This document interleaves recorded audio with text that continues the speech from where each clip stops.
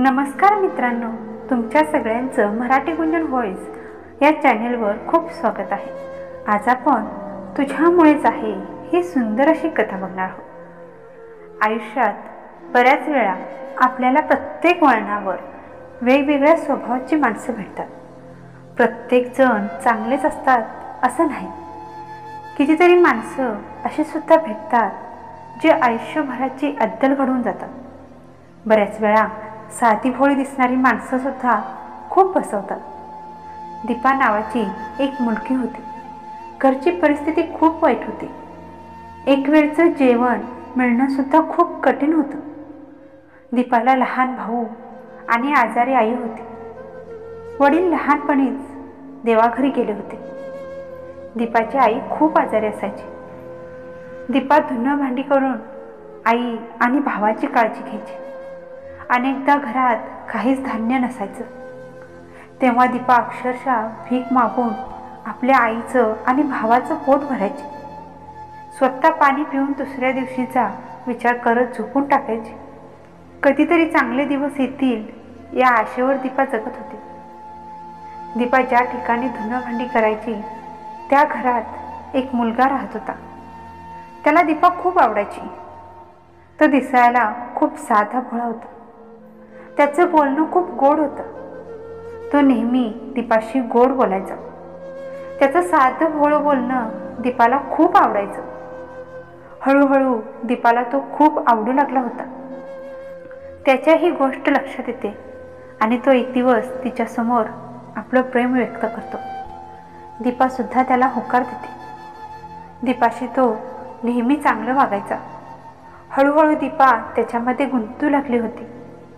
एक दिवस घरी कोणी सुद्धा नव्हतं, तेव्हा तो दीपा एकटी असलेली बघून तिचा गैरफायदा घेण्याचा प्रयत्न करतो।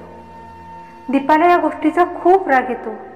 ती त्याच्या कानाखाली मारते आणि त्याला सांगते की परत मला तुझं तोंड सुद्धा बघायचं नाही, परत माझ्यासमोर सुद्धा कधी येऊ नकोस असं म्हणून दीपा तिथून रागाने निघून जाते। तिचं मन खूप दुखावले जातं। तिने त्या मुलग्यावर खूप विश्वास ठेवला होता। खूप विश्वासाने त्याला आपलं मानलं होतं, पण तिला त्या साध्या भोळ्या दिसणाऱ्या मुलग्यानेच फसवलं।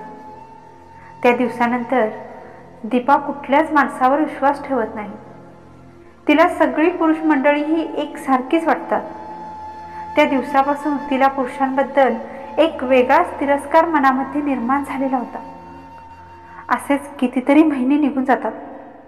एक दिवस दीपाच्या आईची अवस्था खूपच बिघडते, खूप आजारी पडते। त्यासाठी ती आपल्या आईला हॉस्पिटलमध्ये ॲडमिट करते, पण तिच्याकडे काहीच पैसे नव्हते। डॉक्टर दीपाच्या आईला चेक करतात। त्यानंतर दीपाला सांगतात की तुमच्या आईचं ऑपरेशन करावे लागेल। त्यासाठी जवळजवळ 1 ते 1.5 लाख रुपये खर्च येईल। त्यावेळेस दीपाला काय करावे हे समजतच नाही। कुठून एवढे पैसे आणावे हे सुद्धा कळत नाही। तेव्हा ती डॉक्टरांना रिक्वेस्ट करते की ऑपरेशन नंतर केलं तर चालणार नाही का? आता माझ्याकडे तेवढे पैसे नाहीत।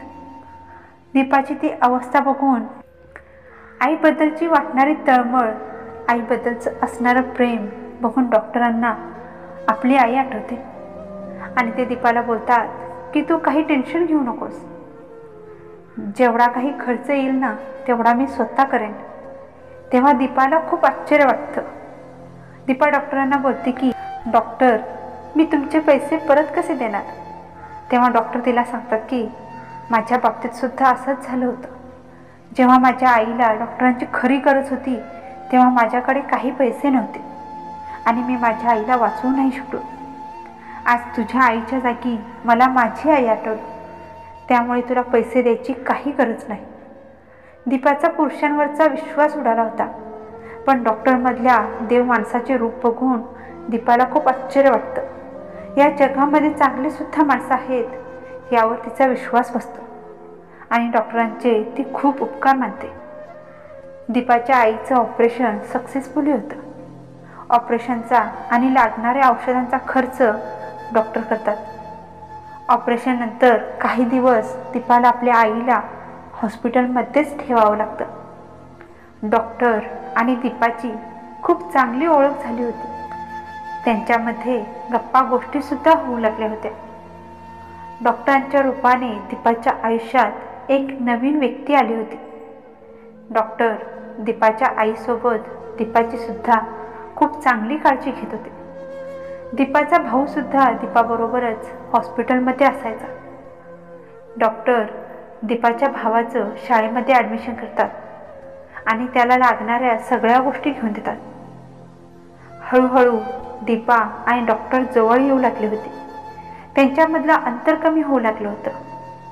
डॉक्टरच्या घरी सुद्धा आपुलकीने बोलणारं आणि डॉक्टरांना जवळ प्रेमाने घेणारं कोणीसुद्धा नव्हतं. ते एकटेच राहत होते. त्यांच्या आयुष्यात फक्त त्यांची आई होती, पण ती सुद्धा देवाघरी जाते.